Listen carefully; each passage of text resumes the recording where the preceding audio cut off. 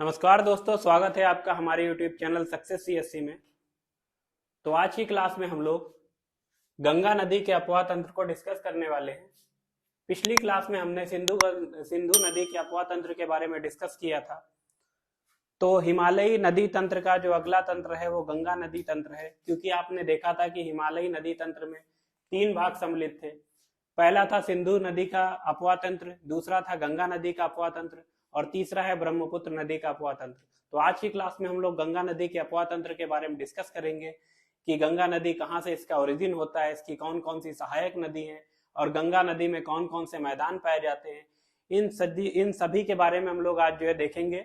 तो शुरू करते हैं आज की क्लास हम लोग। तो सबसे पहले हम लोग देखते हैं कि गंगा नदी का ओरिजिन कहाँ से है। देखिए, गंगा नदी आप जानते हैं कि गंगोत्री ग्लेशियर के पास गोमुख पड़ता है, वहां से इसका जो है ओरिजिन मानते हैं हम लोग। तो उत्तर काशी में तो क्या है, उत्तर काशी में हम देखते हैं, उत्तर काशी जो कि उत्तराखंड का एक जिला है, उसमें जो एक जगह पड़ती है गंगोत्री ग्लेशियर, उसी से एक स्थान है गोमुख। तो गोमुख से क्या होता है, गंगा नदी का ओरिजिन होता है और ये क्या है, भागीरथी के रूप में जो है ये प्रवाहित होती है और आगे अलकनंदा से मिल जाती है देवप्रयाग पर। तो जब देवप्रयाग में आगे मिल जाती है तो इसी के आगे हम लोग इसे गंगा नदी के नाम से जानते हैं। तो अभी हम लोग जानते हैं कि जो है गंगा नदी में ऊपर कौन कौन सी नदियां इससे सबसे पहले मिलती हैं और कौन कौन से प्रयाग का निर्माण होता है। तो सबसे पहले हम लोग देखते हैं कि देखिए क्या है, ये गंगोत्री ग्लेशियर है जहां से भागीरथी नदी निकली हुई है, केदारनाथ है वहां से मंदाकिनी नदी निकली हुई है, तीसरा है बद्रीनाथ का सतोपत हिमवत जिससे अलकनंदा नदी निकली हुई है। तो अलकनंदा की सहायक कौन कौन सी नदियां हैं, 3 नदियां हैं, एक धौली गंगा है, दूसरी जो है नंदाकिनी है और तीसरी पिंडार नदी है। तो जहां पर अलकनंदा से धौली गंगा मिलती है तो इसे हम लोग विष्णु प्रयाग के नाम से जानते हैं, विष्णु प्रयाग के नाम से जानते हैं। जहां से नंदाकिनी जो है अलकनंदा से मिलती है उसे हम लोग नंद प्रयाग के नाम से जानते हैं। और तीसरा जो पिंडार नदी है, पिंडार नदी जो है अलकनंदा से कर्ण प्रयाग के पास जो है,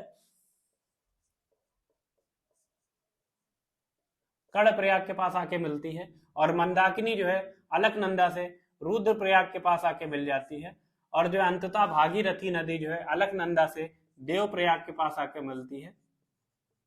तो आप जानते हैं गंगा नदी में 5 प्रयाग स्थित हैं। तो आपने देखा कि जो है सबसे पहले अलकनंदा धौली गंगा से मिलती है जहां पर विष्णु प्रयाग स्थित है, विष्णु प्रयाग में ये दोनों आपस में मिलती हैं और आगे ये अलकनंदा के नाम से ही जानी जाती है। फिर नंदाकिनी पर ये नंद प्रयाग में मिलती है, इसी तरह पिंडार नदी कर्ण प्रयाग पर मिलती है और आगे मंदाकिनी नदी रुद्र प्रयाग में अलकनंदा के साथ मिल जाती है और अंततः भागीरथी और अलकनंदा जो कि देव प्रयाग में मिलती है और यहीं से क्या होता है, गंगा नदी के नाम से आगे ये जानी जाती है। तो आप देखते हैं कि देवप्रयाग के पास जो है, हरिद्वार के पास जो है गंगा नदी जो है मैदानों में प्रवेश करती है।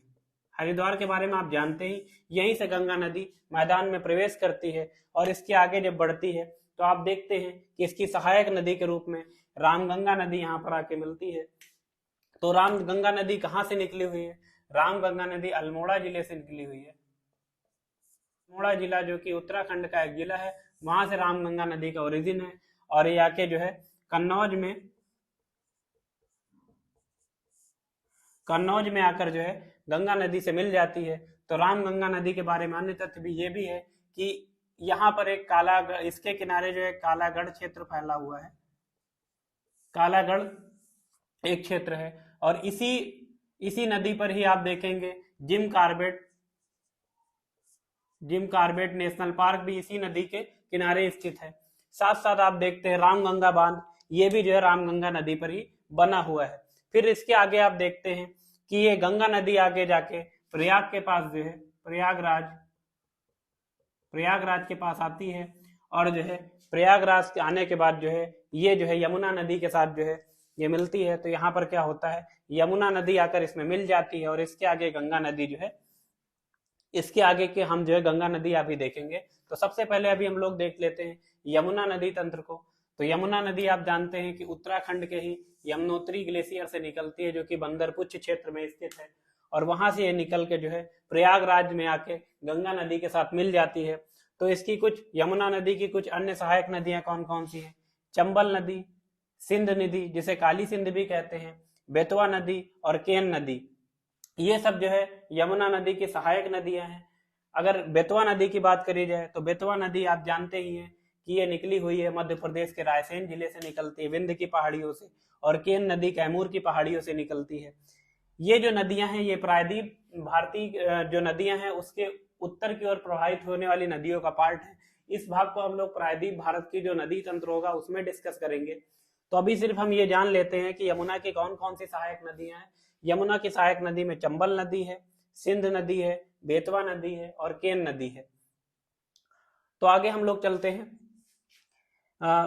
प्रयागराज के मिलने के बाद हम देखते हैं कि गोमती नदी जो है आकर जो है ये गाजीपुर के पास जो है गंगा नदी के साथ मिल जाती है। इसी प्रकार आगे देखते हैं घाघरा नदी जो है बलिया के आगे बिहार में जो है ये जो है गंगा नदी के साथ मिल जाती है। फिर गंडक नदी जो है इसके जो है ये सब देखिए क्या है, बाएं तट है। तो ये बाएं तट है और ये दायां तट है, ये दायां तट है।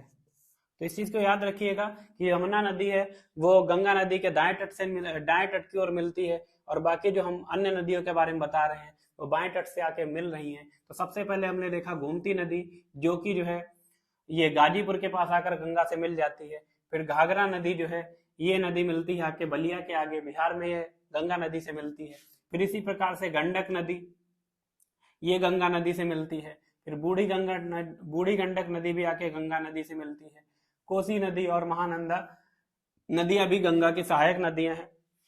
अगर हम देखें कि प्रायद्वीप भारत से कोई अन्य नदी भी गंगा नदी से आकर मिल रही है तो उसमें सबसे प्रमुख आप देखेंगे अमरकंटक पर्वत से निकलने वाली जो कि अमरकंटक जो कि मैकाल श्रेणी का पार्ट है उससे निकलने वाली सोन नदी आकर भी गंगा नदी से मिल जाती है। यहीं पर आप देखेंगे पाटलिपुत्र है, पटना है। तो यहाँ पर जो पटना में बाढ़ का कारण है वो भी जो है सोन नदियां, घाघरा नदी और गंडक नदी ये सब एक ही जगह यहाँ पर मिल जाती है, जिससे क्या होता है यहाँ पर जो है पटना के पास जो है काफी ज्यादा भीषण बाढ़ देखी जाती है। तो और भी देख लेते हैं, जैसे बेतवा नदी की एक सहायक नदी है जिसे धसान नदी भी कहते हैं, और जो इसी तरह सोन नदी की एक सहायक नदी है रिहंद नदी है, जिस पर आप जानते हो कि गोविंद बल्लभ पंत सागर बना हुआ है उत्तर प्रदेश में। ये एक कृत्रिम झील है। तो अभी हम लोगों ने एक और चीज देखा था, केन बेतवा नदी का लिंकेज प्रोग्राम भी सरकार ने इसी वर्ष जो है बजट में इसको घोषणा की थी, और इसको जो है फिजिकल रूप देने का काम चालू हो चुका है। इसके लिए अलग से बजट का भी प्रावधान हो चुका है। तो आगे हम लोग देखते हैं कि यही जो गंगा नदी होती है ये आगे आती है फरक्का बैराज के पास, देखते हैं ये पद्मा नदी और जो है हुगली नदी में जो है बढ़ जाती है। पद्मा नदी आगे जाके ब्रह्मपुत्र नदी से मिलती है और अंततः जो है जाके ये बे ऑफ बंगाल में गिर जाती है। वहीं इसकी एक डिस्ट्रीब्यूटरी नदी जो है आती है, जैसे ट्रिब्यूटरी होती है वैसे इसकी एक नदी इससे बाहर निकलती है जो कि हुगली नदी के रूप में देखते हैं। हुगली का मैदान देखते हैं जो कि एक नदी डेल्टा बनाता है वेस्ट ऑफ बंगाल में। तो ये इसकी डिस्ट्रीब्यूटरी है, वितरिका है, जो आके जाके बे ऑफ बंगाल में गिर जाती है। और इसकी दो सहायक नदियां हैं, अजय और दामोदर नदियां हैं। ये कहाँ से निकलती हैं? ये छोटा नागपुर के पठार से निकलती हैं, छोटा नागपुर के पठारी रीजन से निकलती हैं और अंततः जो है ये हुगली में मिल जाती हैं, और हुगली नदी जो है बे ऑफ बंगाल में गिर जाती है। तो अभी ये तो हमने देखा कि एक ब्रॉड व्यू में देखा कि जो है गंगा नदी कहाँ से निकलती है और कहाँ पर ये जाके मिलती है या गिरती है, और इसकी कौन कौन सी सहायक नदियां हैं। अभी हम लोग एक और चीज देखेंगे कि गंगा नदी में विभिन्न प्रकार के मैदान भी पाए जाते हैं। जैसे आप देखते हैं ऊपरी गंगा का मैदान, मध्य गंगा का मैदान और निम्न गंगा मैदान के रूप में। तो बात करते हैं ऊपरी गंगा के मैदान में कौन कौन से भाग आते हैं। ऊपरी गंगा के मैदान में हम देखेंगे 3 पार्ट आते हैं, जिसमें सबसे पहले हम देखेंगे ये गंगा यमुना का दोआब। ऊपरी गंगा के मैदान में देखेंगे गंगा यमुना का दोआब आता है, दूसरा रुहेलखंड क्षेत्र आता है, तीसरा अवध प्लेन आता है। तो ये किसके भाग हैं? ये कह सकते हैं ये जो इतना हम लोग क्षेत्र देख रहे हैं तो इसको बोलते हैं ऊपरी गंगा का मैदान। अगर आपसे पूछे कि निम्न क्षेत्र या निम्न मैदान किससे संबंधित है, तो आप बताएंगे कि गंगा यमुना का दोआब है, रुहेलखंड का दोआब हो गया, और अवध का प्लेन जो कि गोमती और घाघरा के बीच में, ये तीनों भाग जो है ऊपरी गंगा के मैदान के अंतर्गत आते हैं। बात करते हैं मध्य गंगा का मैदान, तो मध्य गंगा के मैदान में हम देखते हैं ये पूर्वी गंगा का मैदान आता है, पूर्वी यूपी का प्लेन हो गया, और जो है यहां तक जो देखेंगे ये जो क्षेत्र है ये मध्य गंगा का मैदान आ जाता है, पश्चिम बंगाल के मैदान तक का। तो ये क्षेत्र जो है कहाँ तक आता है, ये आता है निम्न गंगा के मैदान में। तो इसमें देखते हैं कि पूर्वी गंगा का मैदान कहाँ आता है, गंडक और जो है घाघरा नदी के बीच में। और बाकी आप ये देखेंगे बिहार प्लेन के नाम से जानते हैं इसको, बिहार का मैदान। तो ये तीन जो क्षेत्र हैं बिहार के मैदान के नाम से जाने जाते हैं। तो बिहार के मैदान में कौन आता है, सारण का मैदान आता है जो कि गंडक और बूढ़ी गंडक के बीच में है। दूसरा है मिथिला प्लेन जो कि बूढ़ी गंडक और कोसी के बीच में है। तीसरा है पश्चिम बंगाल का मैदान जो कि कोसी और महानंदा के बीच में है। और चौथा हम लोग देखते हैं जो पश्चिम बंगाल का मैदान है वो इसके अंतर्गत नहीं आता है। देखिए ये जो मगध का प्लेन है ये बिहार के मैदान का भाग है। तो हम देखेंगे बिहार के मैदान के कौन कौन से भाग हैं। तो बिहार का मैदान यहाँ से चालू होता है, ये तीन क्षेत्र आते हैं। एक होता है सारण का मैदान, दूसरा मिथिला का मैदान, तीसरा जो है मगध का जो प्लेन है ये किसके अंतर्गत आता है, ये आता है मध्य गंगा के मैदान के अंतर्गत। दो आते हैं, एक तो पहला हमने देखा था पूर्वी यूपी का मैदान या पूर्वी उत्तर प्रदेश का मैदान जो कि घाघरा और गंडक के बीच में है। फिर दूसरा भाग हमने मध्य गंगा के मैदान में देखा था बिहार का मैदान। तो बिहार के मैदान के अंतर्गत सारण का मैदान आता है जो कि गंडक और बूढ़ी गंडक के बीच में है। तीसरा है मिथिला का मैदान जो कि बूढ़ी गंडक और कोसी के मध्य है। और हमने बिहार में ही देखा था मगध का मैदान भी आता है जो कि सोन नदी और गंगा नदी के बीच में है। फिर आगे हम लोग देखते हैं निम्न गंगा का मैदान। तो निम्न गंगा के मैदान में ये पार्ट आ जाता है पश्चिम बंगाल का मैदान, और इसके आगे कौन सा मैदान आता है, गंगा ब्रह्मपुत्र का जो डेल्टाई क्षेत्र है। यानी इसके आगे जो गंगा ब्रह्मपुत्र का जो डेल्टाई क्षेत्र है ये किसके अंतर्गत आता है, ये आता है निम्न गंगा के मैदान में। तो आपको एक क्लियर पिक्चर अभी अंदाजा लग गया होगा कि गंगा नदी कहाँ से निकलती है, गंगोत्री हिमनद से निकलती है। और ये गंगा नदी में आप देखते हैं गोमुख के पास से भागीरथी निकलती है, और इधर बद्रीनाथ के सतोपथ हिमनद से जो है अलकनंदा मिलती है, दोनों देवप्रयाग पर आके मिल जाती है। इसकी अन्य कई सहायक नदियां हैं। फिर आगे देखते हैं कन्नौज के पास ये रामगंगा से मिलती है। फिर प्रयागराज पे आप इसको देखते हैं यमुना नदी से मिल जाती है। फिर गाजीपुर के पास आप देखते हैं गोमती नदी मिलती है। फिर उसके आगे देखते हैं बलिया के आगे जब बिहार में प्रवेश करती है तो वहां घाघरा नदी मिल जाती है। इसी तरह जो है गंडक नदी, बूढ़ी गंडक, कोसी नदी और महानदी आके गंगा नदी में जो है बाएं तट से आकर मिल जाती है। इधर यमुना नदी इसके दाएं तट से आके मिलती है। फिर सोन नदी भी इसके दाएं तट से आके मिलती है। फिर आगे जाके पद्मा और जो है हुगली नदी की दो वितरिकाओं के रूप में बढ़ जाती है। फिर अजय और दामोदर इसकी हुगली की सहायक नदियां हैं। और इसमें तीन मैदान पाए जाते हैं जिसमें ऊपरी गंगा का मैदान देखा, मध्य गंगा का मैदान और निम्न गंगा का मैदान। जिसमें ऊपरी गंगा के मैदान में हमने यमुना का दोआब देखा, दूसरा हमने रुहेलखंड का मैदान, तीसरा अवध का मैदान देखा। और जो है मध्य गंगा के मैदान में हम देखा था पूर्वी यूपी का प्लेन, दूसरा देखा था बिहार के मैदान। बिहार में हमने सारण का मैदान जो कि गंडक और बूढ़ी गंडक के बीच में, मिथिला का मैदान जो कि बूढ़ी गंडक और कोसी के बीच में, और हमने गंगा और सोन नदी के बीच में मगध का मैदान देखा। फिर आगे हमने निम्न गंगा का मैदान देखा जो कि पश्चिम बंगाल का मैदान कोसी और महानंदा के बीच में, और गंगा ब्रह्मपुत्र का डेल्टाई क्षेत्र यहीं पर स्थित है। फिर आगे आती है कि गंगा नदी की लंबाई कितनी है। तो गंगा नदी की कुल लंबाई जो है लगभग 2525 किलोमीटर है। तो आपसे पूछा जाए गंगा नदी की कुल लंबाई कितनी है तो 2525 किलोमीटर है। और 2008 की बात करा जाए, 2008 में इसे जो है राष्ट्रीय नदी के रूप में इसे स्वीकार किया गया। तो आपसे पूछा जाए कि गंगा नदी क्या एक राष्ट्रीय नदी है, तो या भारत की राष्ट्रीय नदी कौन सी है, वो गंगा नदी है। और 2017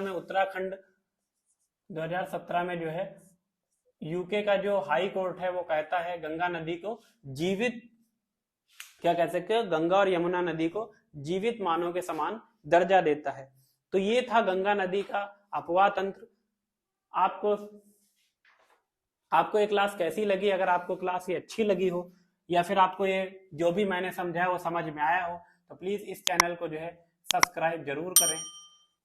हमारा चैनल है सक्सेस CSC। और बेल आइकन दबाएं और इसे लाइक जरूर करें ताकि आपके पास जो है अन्य क्लासेस भी पहुंचती रहें। आगे की क्लास में हम लोग ब्रह्मपुत्र के मैदान को डिस्कस करेंगे और उसके आगे प्रायद्वीप भारत के जो नदियां हैं उनके बारे में डिस्कस करेंगे। चलिए आज की क्लास के लिए इतना ही। Thank you.